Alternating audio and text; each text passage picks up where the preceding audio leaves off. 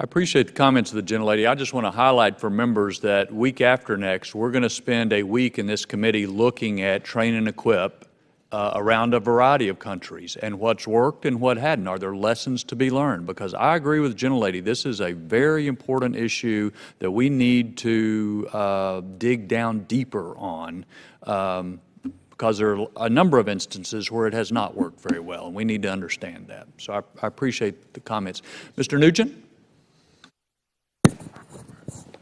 Thank you, Mr. Chairman. And first of all, I want to thank the General for your leadership to our troops, your service. But as we move forward with the Taliban, what are their abilities to recruit and train? And do we see an uptick in that, or has that stayed level, or has it dropped off? Sure, you know, I think it at least has stayed stable, or at least has stayed level. Again, they've surged really this fighting season because they know that this is an opportunity for them because we don't have the coalition out in the numbers we've had. They want to make a statement. They want to remain relevant. They want to show as potentially it moves to discussion of reconciliation that they can operate from a position of strength. So they have continued to be able to recruit. When you have somebody there that has no job, no money, no future, and somebody comes and offers you $100, $200 to plant an IED, that's pretty easy to do. So I think what we have to continue to do is show the people of Afghanistan that they have hope and a better future if they continue to support their Afghan security forces and the government. But for the most part, what I see is the Afghan people do not support the Taliban, but there are going to be people that... So if they don't support the Taliban, where are they recruiting from?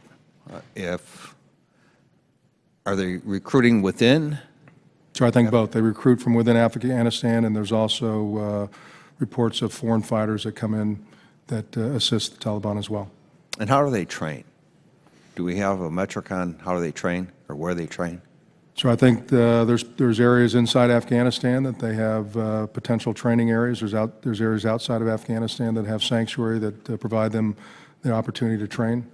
You know, when they conduct attacks, or it's not something that you would see from a large modern technological force command and control move. And this is counterinsurgency. One or two people putting an ID out there. One or two people killing a few people here. A suicide vest going on. So they don't have to. You know, they don't follow the rules. All they have to do is go out there and cause fear in the people, and that's what they want to do. Instill fear to make the government seem as they can't provide the security for the people. So it's going to take everybody in Afghanistan to fight this peace here. But I do not believe the Afghan people support the Taliban for the most part. And that's good to hear. But you know, I was there in 2011 and was struck with. I was in Iraq and then Afghanistan. Actually struck with the security level in Afghanistan versus Iraq in 2011 when we were withdrawing troops. We had more freedom of movement within Afghanistan. We had less restrictions on movement in Afghanistan at that point in time. And now I wonder where we are as compared to 2011. Like I said, when I was in Iraq in 2011, everywhere we went was, you know, fast, quick, you know, with ballistic protection, and was just the opposite in Afghanistan. Has that changed? If I go to Afghanistan today, will I see the same type of movements available to us? I got to visit with the Afghan police training facility. So quite frankly, where we were in 11 to where we are today in 2015, we don't have that many areas. So most of the areas that you would have to go to, you'd probably travel by helicopter to it, and you'd land in a small location just based on the downsized number of people we have there. So we don't have a lot of folks that end up driving throughout Afghanistan at all, just based on location, based on the density of people that we have there. As far as the Afghans, I think they continue to have, as I said, freedom of movement on Highway 1, which is a ring road throughout Kabul. And General, I didn't mean to interrupt, but one last question. In 2007, 2008, my older son was in Afghanistan for 15 months, and he said, Dad, he said, a lot of folks talk about, just blowing back into the Stone Age, and he said the problem is they're already in the Stone Age. Has that changed at all? Sure, absolutely. I mean, I think especially in the cities, at least, in the outer parts of Afghanistan, you're still going to see people that are living in very limited primitive housing. But inside the city, cell phones, business, internet, you name it, yes, sir, as was mentioned earlier today. Well, thank you again, General. My time's expired. Mr. Moulton. Thank you, Mr. Chairman. General, I want to thank you again for your service and also specifically for your courage, your willingness to come to Washington and say candidly when you disagree with the policy that we're sending your way. So thank you for that. As an Iraq War veteran, it was hard for me to return to Iraq this winter. Disheartening to say the least, to see so much of what my colleagues and I had fought for and frankly achieved during the surge gone to waste. And so I'm particularly interested in how you're learning from that experience to make sure we don't repeat the same mistakes in Afghanistan. And one thing that I think stands out in particular to me is that it was not just our rapid withdrawal of troops, but our failure to continue to support and influence the Iraqi government that ultimately led to it falling apart. I mean, in many ways, what happened in Iraq was not just the failure of our train and equip mission as far as the troops go. The Iraqi army just put their weapons down and went home because they had lost faith in a government that had rotted from the inside. And so it was pulling those advisors out of the ministries, out of the Prime Minister's office. We disdain Maliki, but we forget that he was in power during the surge when we actually made a lot of progress and had a relatively stable government, but it was because of our influence. So who are you talking with from the Iraq experience to make sure that you don't repeat those same mistakes? And can you give us some examples of things that you're notably doing differently than what we did in Iraq? Sure, thanks for the question. In Afghanistan, we have a lot of Iraq veterans. Thank you for your service. So all of them, I think, feel as you do there and want to make sure that we don't make, that we learn from our experience. And so as we do different plans, as we've taken a look at the Security Cooperation Office in particular of what would remain in Campbell, how they did that in Iraq versus how they did that in Afghanistan. Planners got together with planners that had done that in Iraq. They talked, they worked through that, and we made adjustments based on that kind of discussion. So I feel confident that we've been able to take a look, because as you know, the military does ARs or after action reports on everything we do, and so we have to learn by that, and I think we've done that in that particular case. We've also taken a hard look at how we do set up advisor teams, how we can take expeditionary advising teams as we continue to downsize and provide some level of expertise in particular areas, and I think that's helped us.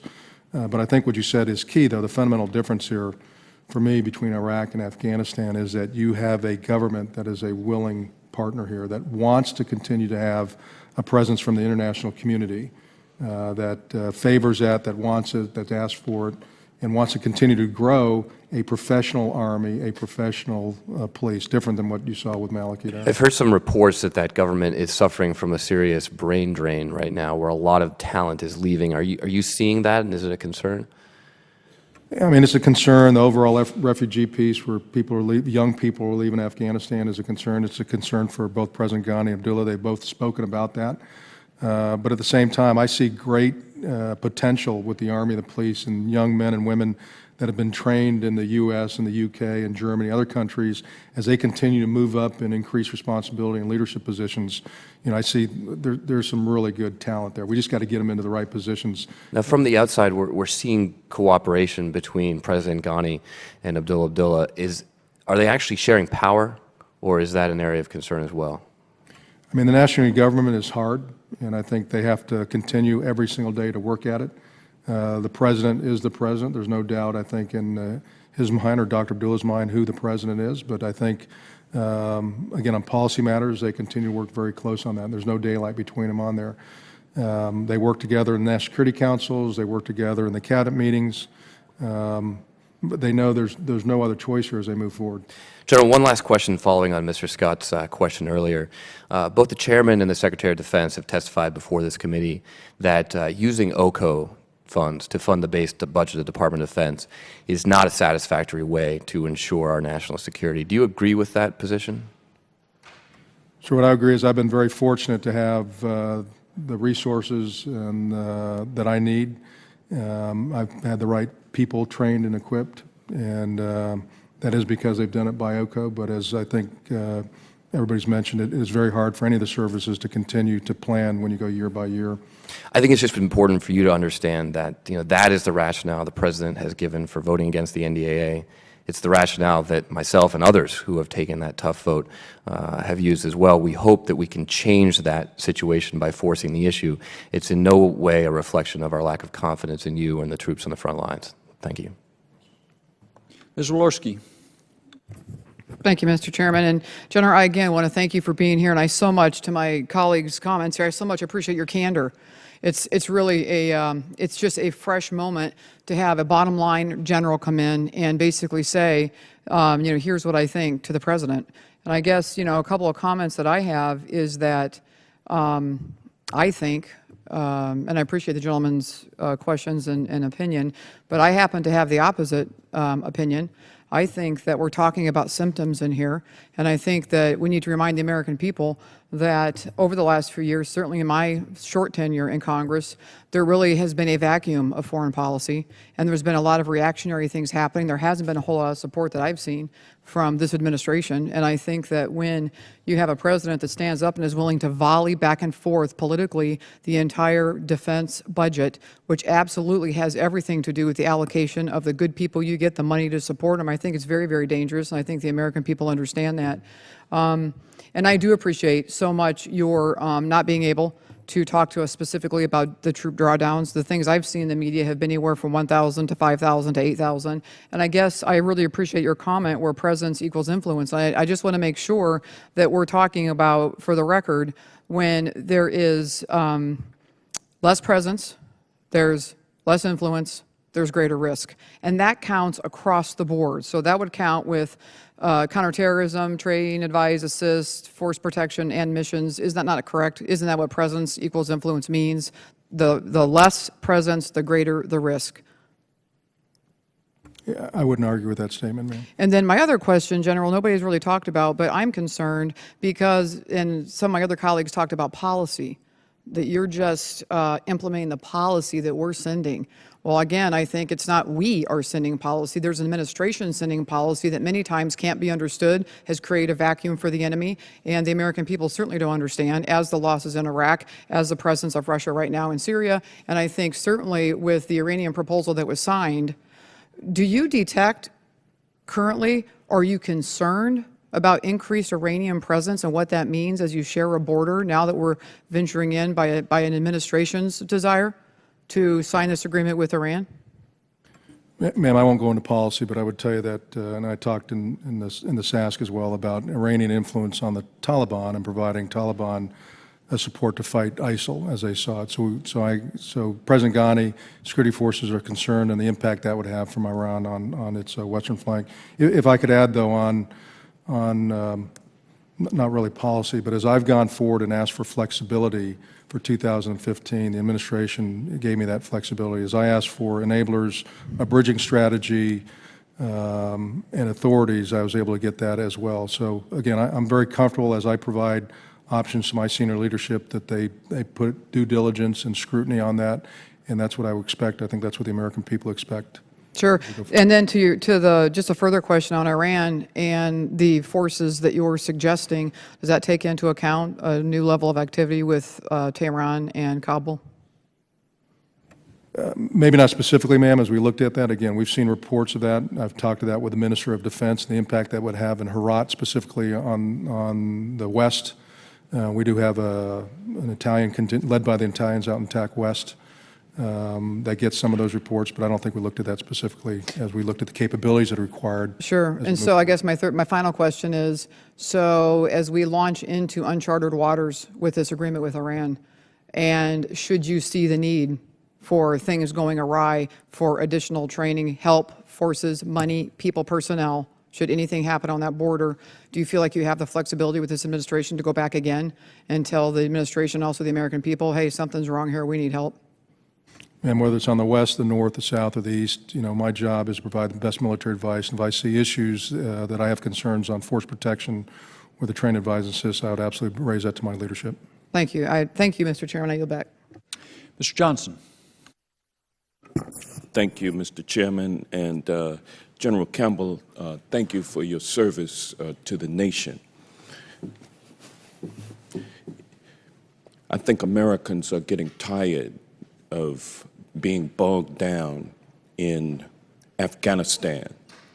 We've been there for 13, 14 years, and it seems that there's no end in sight.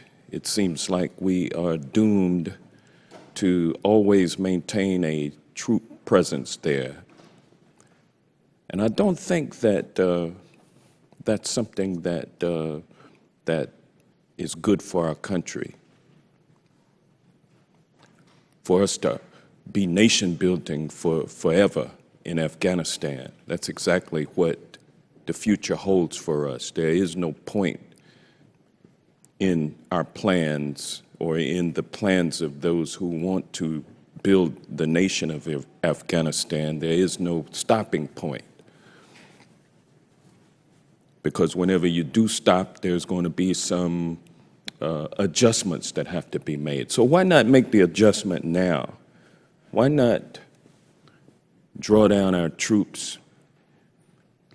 If the Russians or the Chinese want to come in and be players over there, good for them.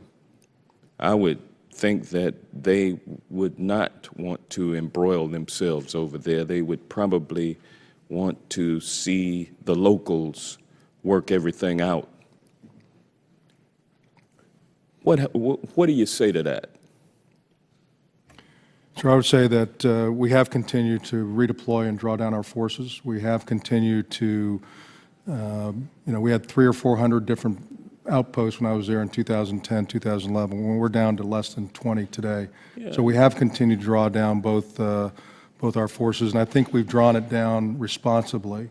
So I'm thankful that we've had the ability to do that. So I think as we look forward, what we're trying to do is make sure that we continue to provide the Afghan support where they need it, and we can do that reasonably and responsibly as we continue to draw down. But in the areas that are very tough for them, in the close air support and other areas, having a stable government, having a stable Afghanistan is not only good for Afghanistan, it's not only good for the region, but it's also good for the United States. I understand that, but it just seems like stability is not there, and there'll be no stability in the short term or in the foreseeable future.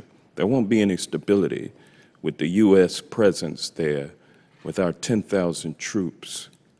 I mean, do you believe that we should just maintain that force level for the foreseeable future? Or should we think about drawing down even further?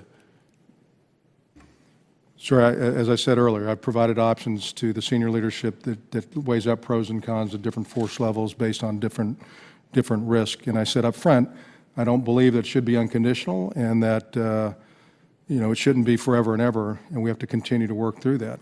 If you look at Korea, if you look at Germany and the amount of forces that we continue to have those countries 70 years later, would Korea or Germany be as stable as they are today? Well, that's exactly what the American people are looking forward to with Afghanistan, is a multi-decade presence over there. And if we do maintain ourselves as targets over there, as long as we're supporting the Afghan government, a corrupt government, which does not have the full allegiance of the people, which that is highly factionalized over there. If we maintain our presence over there and being a target for those who just simply want to drive us out, then we're just stuck. And I don't believe that's a good thing for America. So I'm not sure the question, but I don't think they're trying to drive us out. The government wants us there. Well, I think we're getting sick and tired of being sick and tired of the same thing happening over and over again in Afghanistan, and I think it's time for us to look at closing up shop. And with that, I will yield back. Ms. Stefanik. Thank you, Mr. Chairman, and thank you, General Campbell, for your testimony today, for your service, and for your family's support over your decades of service to our nation. Earlier this year, I had the opportunity to participate in a delegation visit to Afghanistan with Mr. Wilson, Mr. Moulton, and Mr. Ashford, my colleagues on this committee. And in addition to meeting with our troops deployed, we also visited with President Ghani. And one of the issues that President Ghani raised was the threat of Daesh within Afghanistan. And in your written testimony today, you state, quote, Daesh has grown much faster than we anticipated, and its continued development in Afghanistan presents a legitimate threat to the entire region. In the last year, we have observed the movement's increased recruiting efforts and growing operational capacity. I wanted to see if you could elaborate on specifically what you're seeing on the ground in terms of that increased recruitment efforts, their operational capacity, and their presence in the 34 provinces in Afghanistan. Well, thank you, ma'am. I'm sorry I wasn't there when you came through. In fact, I was back here, I think, testifying, and thank you for taking the visit. Daesh, or ISIL-KP, continues to be a concern of President Ghani, Dr. Abdullah, the security forces. Pakistan has issues with Daesh as well. I've talked to General Hill about that. I think if you talk to President Ghani about it in terms of recruiting, what he would have told you is Al-Qaeda was Windows 1.0, Daesh is Windows 7.0, and their ability to use social media to get out and recruit. Having said that, Daesh and Taliban ideology, they're different, and so they continue to fight each other, specifically in the province of Nangarhar in the east, and that's where we've seen the biggest presence of Daesh. There are reports throughout the different provinces, upward of probably 25 plus provinces we've had reports of Daesh, but the significant presence is really in the east and in Nangarhar. It's down in northern Helmand a little bit, and probably in Saripol and Herat and Gore in the west, but predominantly in Nangarhar. I don't believe today, when I was here in February, March, I would have said it was nascent. Today, I'd say it's operationally emergent. So we have to continue to watch. We have to continue to make sure that the Afghans apply pressure on ISIS or Daesh to make sure that doesn't continue to grow. As you know, they are very barbaric, brutal, and they've shown instances of that in Afghanistan as well by cutting off heads of captives, by kidnapping, by taking men and women, throwing them on a pile of IEDs and blowing that up. So again, the Afghan people have no time for Daesh there, and the Afghan security forces want to continue to go after that. What is your assessment of Afghanistan's approach to countering recruitment efforts? You talked about Daesh's successful social media, which we're seeing throughout the Middle East today, and frankly, globally. What is your assessment of what President Ghani and his administration are doing in countering that? I think a lot of it is the educational piece. They're trying to work that in the universities. They're trying to work that through radio, TV, campaign ads, and showing the benefits of having a unity government, supporting the Afghan security forces. I don't think, for the most part, they have to. When they show video of how brutal Daesh is, that really just turns the people away. So they have to continue to work that very hard. I think they've done a good job at that.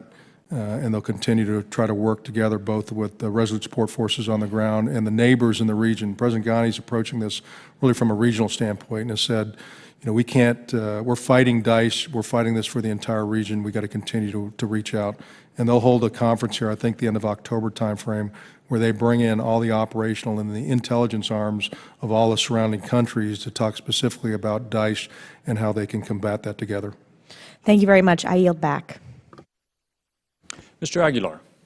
Thank you, Mr. Chairman. I appreciate it. General, appreciate you being here. Can you give us a size, just as a follow-up to the last question, can you give us a sense of the size of Daesh and ISIS and their presence in the region? You talking about just a number, sir? Yes, sir. This would be, this would be a guess, but open source reporting would be anywhere between 1,000 and 3,000. and your best guess on what that will look like in the next few years if not managed or contained? Well, so they have their stated goal is to build a Khorasan province that includes Afghanistan, parts of Pakistan. They want Jalalabad out in the east to be the capital of the Khorasan province, so they're going to continue to fight hard in Nangarhar. They want to spread that north up into Kunar and Nuristan. And unchecked, I mean, they'll continue to grow a base. But I do believe the Afghan security forces understand this. There's operations ongoing today that are going after Daesh in Nangarhar by both the Army and the police in the 201st Corps, which is based in Nangarhar. We've understand and we've read that some members of the Taliban have gone over toward these networks. Can you give us a sense, because of the change in leadership, can you give us any other discussion or comments about other reasons why they have made that transition? Yeah, I think a lot of it, there's been a lot of TTP, Pakistan Taliban, that has switched over. There's been regular Taliban that have switched over or have at least publicly expressed allegiance to ISIL, Daesh. I think some of it is they think they're going to get more resources. They look at it as maybe more media attention. And so I think for a lot of these reasons, you have some folks that don't want to come back into the government, that don't want to reconcile, that want to continue to fight, and they'll join something new like Daesh that's coming up there. And they see what's happening in Iraq and Syria. And for whatever reason, why somebody would want to do that, I couldn't tell you. But they see that as something they want to do, and they continue to join that. But again, I think from a regional standpoint, President Ghani, Dr. Abdullah, General Raheel, they want to fight this. They want to continue to get it now before it grows out of control, as you talked about. Thank you, General. Appreciate it, Mr. Chairman. I'll yield back. Thank you. Mr. Knight. Thank you, Mr. Chairman. Thank you, General, for your service. I just had a couple quick questions. Can you give me an idea of the definition of train and assist? When we went, I went over to Poland and some other countries with the chair and other members, and I was thoroughly impressed with the Polish soldiers and the interaction that we had with U.S. forces. So can you give me an idea of what train and assist means for the Afghans? What's going to happen when they're done, when they're through with their training? What can we expect from them?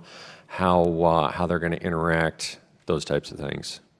Sure, thanks for the question. Again, the numbers that we have right now, as the chairman asked me early on, we're really working on the ministerial level, and at the ministerial level, we're focusing on what we call 8 essential functions. So in the intelligence realm, in the planning, programming, budgeting, execution realm, transparency and accountability, sustainability, intelligence, strategic communications.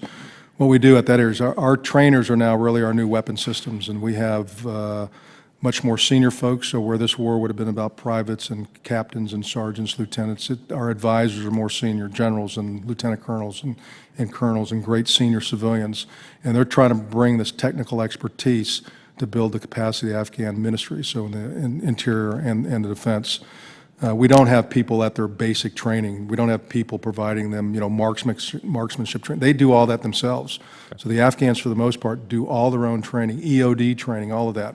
The technical areas that they don't have the expertise, in the maintenance areas, in pilots and growing their Air Force, that's where we continue to have to do the train, advise, and assist.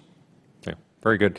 And, with the recent issues with Russia, and their strikes in Syria, can you give me an idea of the level of maybe the weekly or monthly interaction that you get with, and I'll use different terms than I'm sure are used now, but maybe between USARA commanders and people of that level that, the 4 stars are going to get together and talk about what's happening in the region.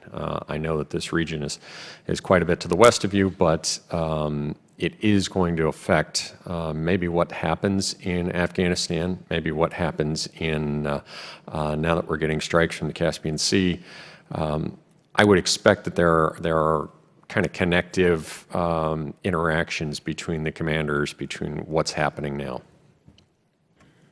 So I talk to General Austin, who's the CENTCOM commander, several times a week. I do have email and video teleconference and telephone conversations with General Breedlove, who's SACEUR I've talked to General Rodriguez, the AFRICOM commander. I know that AFRICOM, EUCOM, and CENTCOM talk quite frequently to understand, because, as I said up front, terrorism has no boundaries. Correct. So very good relationship between the combatant commanders there. But I mostly talk to General Austin through CENTCOM based on the region I'm there. I did have the opportunity a couple weeks ago to go to India to talk to some of the senior leadership in India, to talk about Afghanistan, how that plays, how they're tied in with Afghanistan, what that means to China and Pakistan. Really quite helpful for me, and also to explain how Afghanistan is tied into that. President Ghani, again, is reaching out to the entire region, I think is quite helpful. Last Monday, I was in Germany for a day with General Austin. We brought the chiefs of defense from 5 of the countries surrounding Afghanistan to bring them together to talk. Pakistan, Turkmenistan, Uzbekistan, Kyrgyzstan, all came together to talk about regional issues, border issues, drug smuggling, what they can do to enable each other to fight this common enemy. So that was quite good. Very good. Thank you, General. Thank you. Thank you, Mr. Chair. Thank you. Ms. Duckworth? Thank you, Mr. Chairman. General, thank you for being here. I want to talk a little bit about the capacity of the Afghan troops that we are training.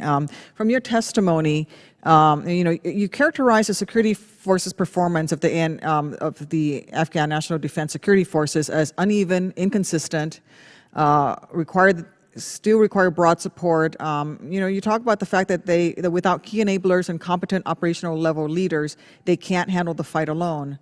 In contrast, you talk about the ASSF and how they are actually able to mount operations and seem to be much more successful. What I'm concerned is that we seem to be talking a lot in our metrics about our training of security forces in terms of numbers. How many do we think they need to accomplish the mission, as opposed to the capacity or the quality of the forces? I just think that we're a little over-focused on building up troop levels in terms of quantity. You laid out a few significant threats that we face in Afghanistan and in the region. So as the President evaluates what right troop and advisor levels are, could you explain what the primary issues and variables are that continue to plague the security forces' ability to carry out its mission independently, and compare that to the ASSF, who seem to be able to have the capacity to do this on their own? Thank you, ma'am, for the question. I was very tough on the Afghan security forces in my written comments there, and I've talked to the Afghan partners about all of those. And again, you have to have that type of relationship to be able to continue to improve, and I value that with both the MOD and the MOI. And again, we're not at the levels of the Kandak Battalion Brigade. We're on 4 of the 6 corps, and we're at the ministry level. So some of those comments really focus at the senior leadership. And what I've told President Ghani is that if you pick the right leaders, you put the right leadership in place, and you hold them accountable, that's going to take care of about 70% of the issues that we see day to day out there. One of the reasons that the Afghan Special Forces, the ASSF, are where they're at is because we continue to provide train, advise, assist at the tactical level with them today. And we don't do that with all the conventional forces. They also have the ability, based on their size, much smaller, and the training that they go through, that they have a very good force generation cycle. So they're able to go training, they're able to take some leave, and then they know they're going to go into the fight. For the most part, in the rest of the police and the rest of the operational force, they don't have that. So if you're down in Helmand and you've been there for 3 years, you've probably been in a consistent fight for 3 years. And you've had very little opportunity to train, you've had very little opportunity to take leave. And they're really working hard at trying to figure out how they can work this force generation cycle into the conventional side. And they really want to get after that as one of their priorities if they have sort of a winter lull after this fighting season. I think if they can get there, their performance would continue to improve. They have some very good young leadership at the captain, the lieutenant colonel level. They got to continue to progress. They need more experience. So although I was very, very tough in some of the words there, I do believe that they continue to improve and that they're very resilient. And with continued time, they'll get much, much better.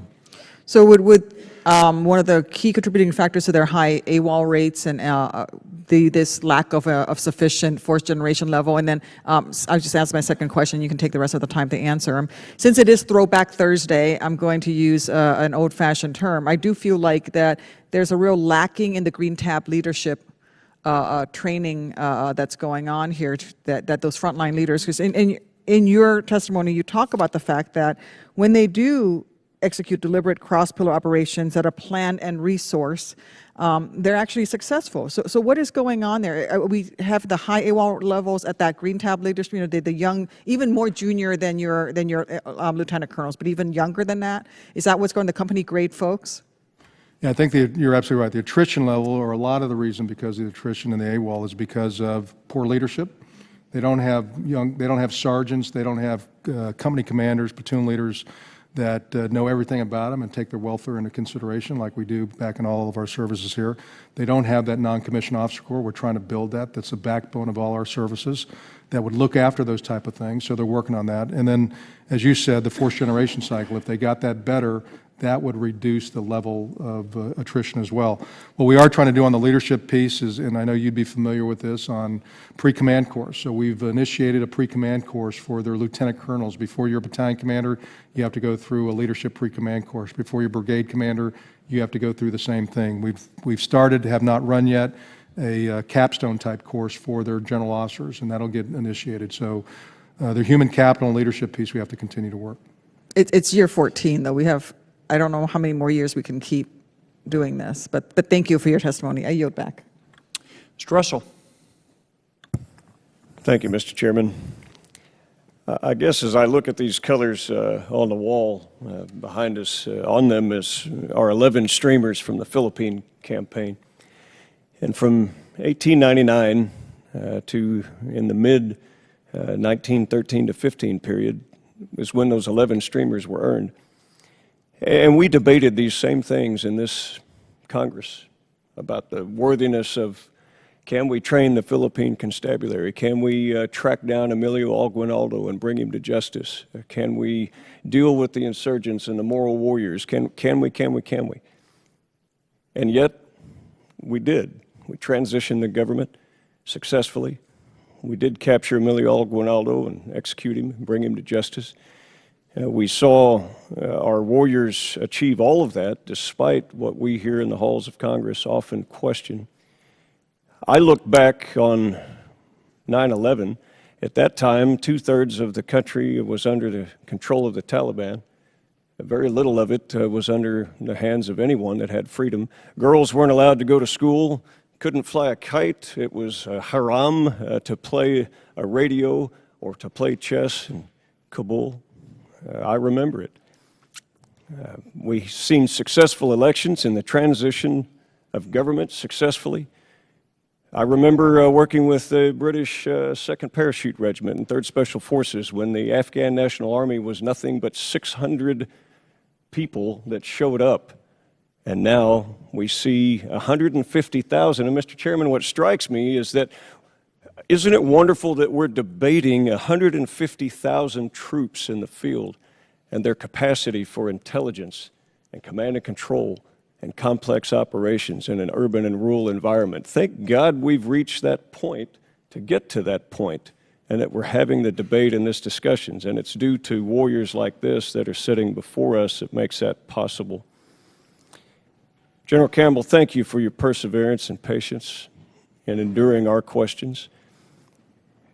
The status of forces agreement, often we saw that was problems with the Iraq experience.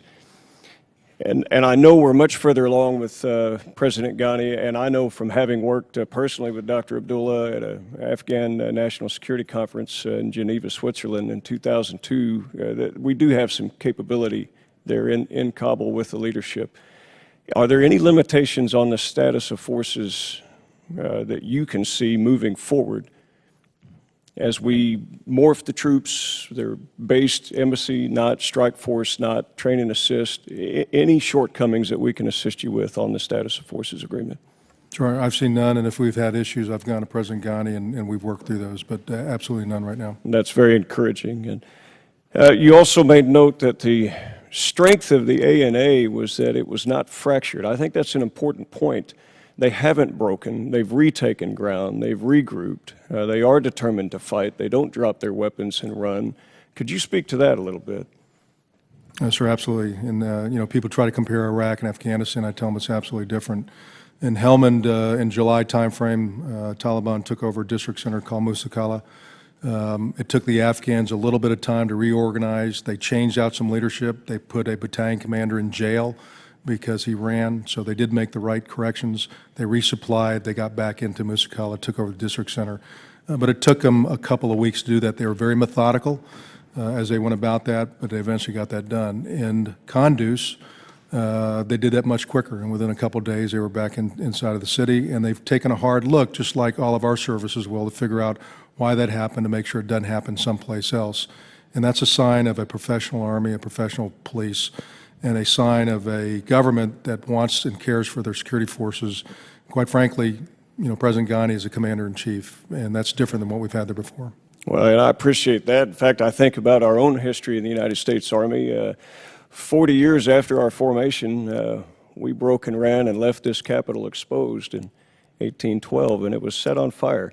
I'm glad that our nation didn't give up on us at that time. The authority to strike Daesh, are you allowed any independent, or are there any prohibitions on your command level to strike Daesh independently, or does it have to go through the Afghan structure? So I can strike insurgents if they're a force protection issue to our forces. Thank you, and thank you, sir, for your dedicated service to our nation. Thank you, Mr. Chairman. I yield back. Thank you. Ms. McSally. Thank you, Mr. Chairman. General Campbell, good to see you again. Thanks for your continued service to our country and everything you're doing in Afghanistan. It was great to see you in May when we were over there on the congressional delegation. I know the current situation with the hospital is under investigation, but I wanted to just ask about the targeting process in general. Since the last time I was over there in uniform with my A-10s, we were, and when my time in the Air Operations Center, we would usually strike under two different circumstances, either counterterrorism, dynamic targeting, in which case decisions and positive identification, collateral damage, all that stuff was done back at the headquarters with approval to then strike, or we were under a Joint Terminal Attack Controller's control, a JTAC, in close air support. And obviously we had U.S. troops very much deployed all over the nation in that time, but even sometimes the JTAC was back at headquarters and not, in the fight that we were hitting, but they were still the ones that were, calling those shots and making sure we had the PID and the collateral damage assessment. Can you just walk me through what and maybe this is not in the setting, maybe a classified answer, what the targeting process is right now, both if it's just on the U.S. side, but also if, the Afghans are asking for support, how do we go through that and make sure we have PID and CDE? And do you see any, I can imagine you see challenges as we have less forward presence in being able to get that PID and CDE done correctly. So if you could just share that. And again, if you need to talk classified, we can do that afterwards. Ma'am, I'd rather go to a classified session and give you that. I would say that we continue to ensure that we have PID. We're very, very precise.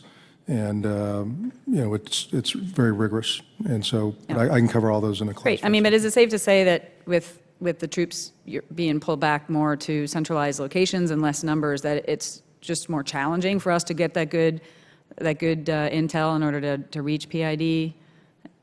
It may be more challenging, but, that means I would not Absolutely. Drop. I totally agree with that. Great.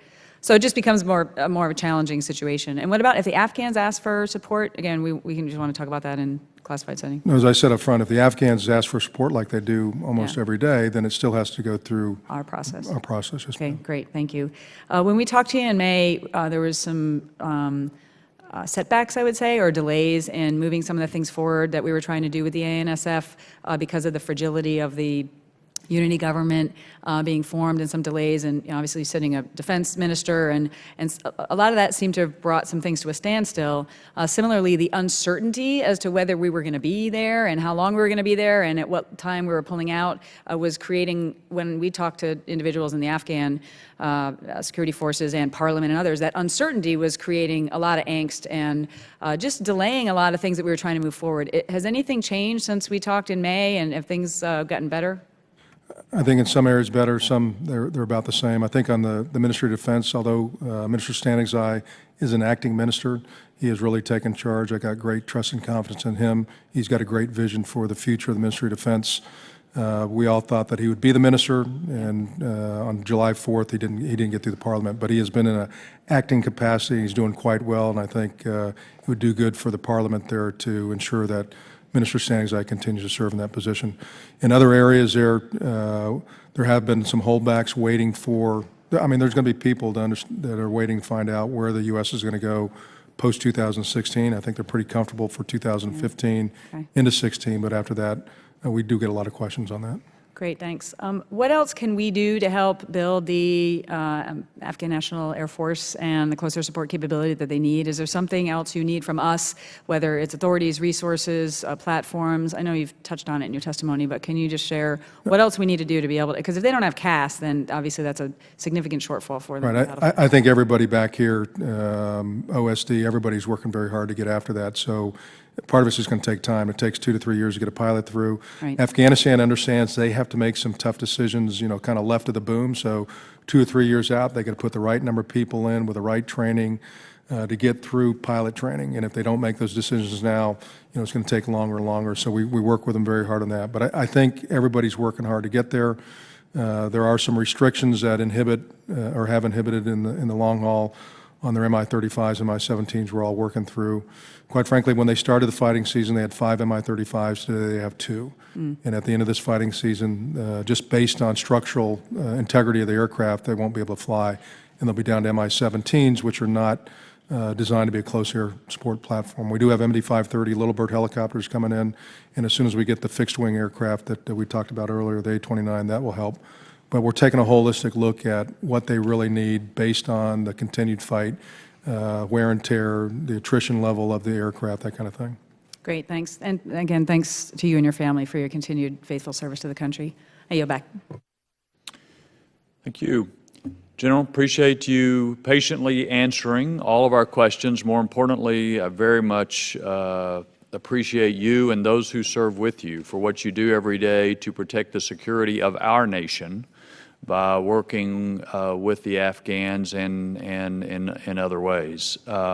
It's challenging circumstances. Part of those challenges are external environment. Part of them are placed upon you by the chain of command. But I think it's clear to all of us that you are making the most of the situation for the country's security, and we're very grateful for your service. With that, the hearing stands adjourned.